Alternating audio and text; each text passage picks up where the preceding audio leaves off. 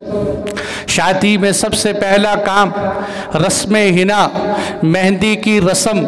मेहंदी की रस्म मेरे भाइयों बुजुर्गों दोस्तों, मेहंदी की रस्म खालिसतन हिंदुओं की रस्म है। इस रस्म का इस्लाम से कोई दूर का भी ताल्लुक़ नहीं है। इस देखे निकाह और शादी एक इबादत है। इबादत उस वक़्त तक इबादत रहती है जब तक कुरान और सुन्नत के मुवाफिक की जाए, और जब कोई इबादत कुरान और सुन्नत से हटाकर कर दी जाए उसमें रहमतें बरकतें ख़त्म हो जाती हैं। इस्लाम ने इस बात की इजाज़त तो दी है कि औरत अपने हाथ पर मेहंदी लगाए, ज़ेब व ज़ीनत इख्तियार करे, घर की ख़वातीन भी ज़ेब व ज़ीनत इख्तियार करे, लेकिन हमारे यहाँ जो मेहंदियों पर रसूमात का तूफ़ान मचा हुआ है कि क्या शौक कपड़े पहनकर लड़के लड़कियों का आपस में आमने सामने होना और सारी सारी रात ऊंची आवाज़ से म्यूज़िक और मौसीकी चलता रहे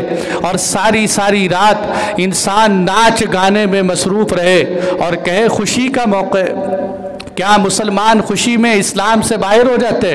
क्या मुसलमान खुशी के अंदर इस्लाम की पाबंदियों के जो है पाबंद नहीं होता?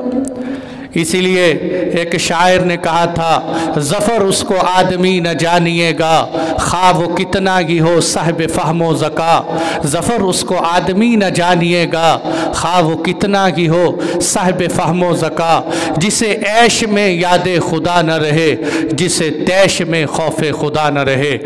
ऐश में भी अल्लाह याद आने चाहिए, खौफ में भी अल्लाह की ज़ात याद आनी चाहिए। मैं सोचता हूँ कि वो लोग कि जिनकी शादियों के ऊपर मेहंदी की रात में सारी सारी रात बुलंद आवाज़ से गाने चलते रहें, बुलंद आवाज़ से म्यूज़िक और मौसीकी चलती रहे, जिसकी और आतिशबाजियाँ चलती रहें, और वो ये समझे कि मेरे निकाह में बरकतें आ जाएंगी सिर्फ मौलवी के हाथ उठाने से।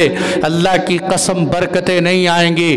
तेरी शादी में कैसे बरकतें आ सकती हैं? तूने सारी रात डेक चलाकर महल्ले के बीमारों की बददुआएं ली, तूने सारी रात म्यूज़िक और मौसीकी चलाकर बीमारों की बददुआएं ली, बच्चों की बददुआएं ली, कितने घरों के अंदर सोने वालों की नींद ख़राब की, और आतिशबाजी करके लोगों का जानी और माली नुकसान किया।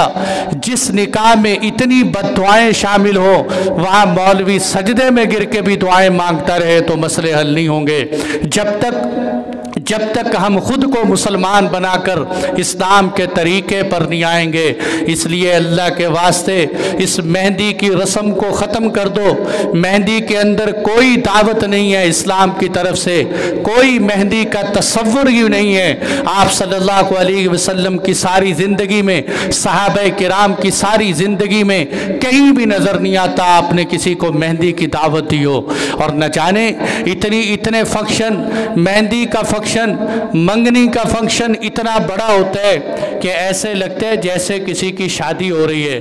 पता चलता है कि नहीं, शादी तो अभी आगे आनी है, ये तो शादी से पहले के लवाजिमात हैं। मेरे दोस्तों, कभी गौर किया करो, अगर इतना पैसा किसी गरीब की बच्ची को दिया जाता तो शायद पता नहीं कितनी बच्चियां रुखसत हो जाती, कितनी बच्चियों का घर बन जाता। जितना मालो दौलत हमने यहाँ पर सर्फ किया, इसलिए पहली रात इस रस्म को ख़त्म करने की नीयत लेके जाएं।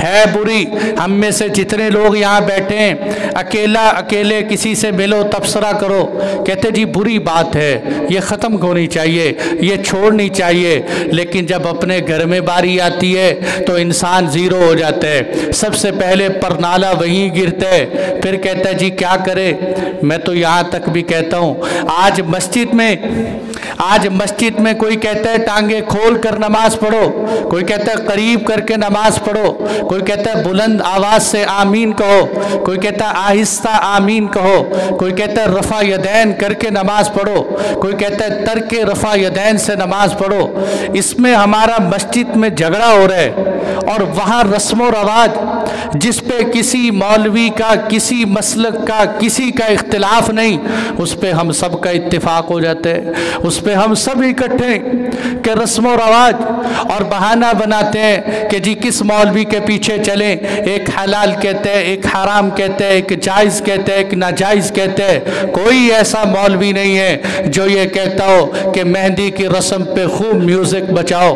موسیقی بجاؤ، جب شادی ہو جائے تو خوشیوں سے باہر ہو جاؤ، کوئی مولوی نہیں کہتا۔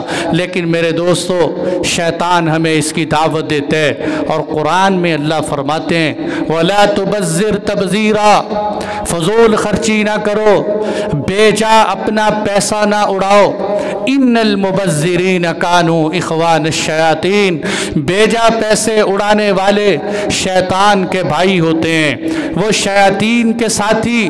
یہ اللہ قرآن میں دعوت دے رہے ہیں کہ شیطان کے ساتھی نہ بنو۔ اگلے دن